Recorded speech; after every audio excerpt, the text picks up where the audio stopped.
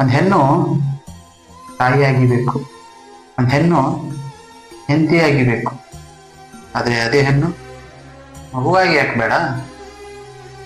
ಭೂಮಿ ತಾಯಿನ ಹೆಣ್ಣಂತ ಪೂಜಿಸ್ತೀವಿ, ಆದರೆ ಹುಟ್ಟೋ ಮಗು ಹೆಣ್ಣಾದ್ರೆ ತಗ್ಗಿಸ್ತೀವಿ. ಇದೆಯಾ ನ್ಯಾಯ? ಉತ್ತರಾಖಂಡ್ನ ಉತ್ತರಕಾಶಿ ಜಿಲ್ಲೆಯ 132 ಹಳ್ಳಿಗಳಲ್ಲಿ 3 ತಿಂಗಳಿಂದ ಡೆಲಿವರಿ ಆದ್ರೂ ಒಂದು ಹೆಣ್ಣು ಮಗುನೇ ಹುಟ್ಟಿಲ್ಲ. ಹೇಳೋಕೆ ವಿಚಿತ್ರ ಅಲ್ಲ?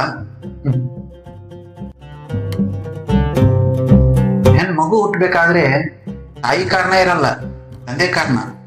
ಯಾಕಂದ್ರೆ ಗಂಡು XY ಕ್ರೋಮೋಸೋಮ್ ಹೊಂದಿರ್ತಾನೆ, ಹೆಣ್ಣು X ಕ್ರೋಮೋಸೋಮ್ ಹೊಂದಿರ್ತಾಳೆ.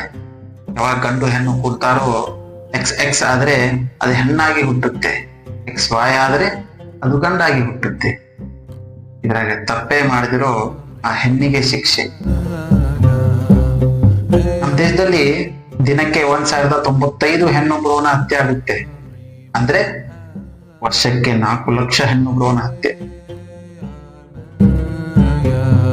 2011ನೇ ಜನಗಣತಿ ಪ್ರಕಾರ 1,000 ಗಂಡು ಮಕ್ಕಳಿಗೆ 943 ಹೆಣ್ಣು ಮಕ್ಕಳು. ಉಳಿದ 57 ಗಂಡು ಮಕ್ಕಳಿಗೆ ಹೆಣ್ಣೆ ಸಿಗಲ್ಲ. ಹಾಗಾದ್ರೆ ನಮ್ಮ ದೇಶದ ಜನಸಂಖ್ಯೆ ಎಷ್ಟೈತಿ? ಉತ್ತರ ಭಾರತದಲ್ಲಿ ಹೆಣ್ಣು ಸಿಗದೆ ಎಷ್ಟೋ ಗಂಡು ಮಕ್ಕಳು ಮ್ಯಾರೇಜ್ನೇ ಆಗಿಲ್ಲ ಇನ್ನೂ. ಗಂಡು ಹೆಣ್ಣು ಒಂದು ನಾಣ್ಯದ 2 ಮುಖಗಳು ಇದ್ದ ಹಾಗೆ.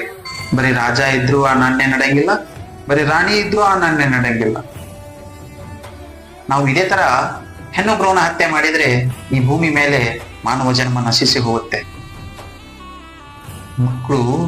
ಮಕ್ಕಳೇ, ಅದು ಹೆಣ್ಣಾಗಲಿ ಗಂಡಾಗಲಿ. Save girl child. Beti Padhao Beti Bachao. Video ಇಷ್ಟವಾದಲ್ಲಿ ಲೈಕ್ ಮಾಡಿ, ಶೇರ್ ಮಾಡಿ, ಸಬ್ಸ್ಕ್ರೈಬ್ ಮಾಡಿ.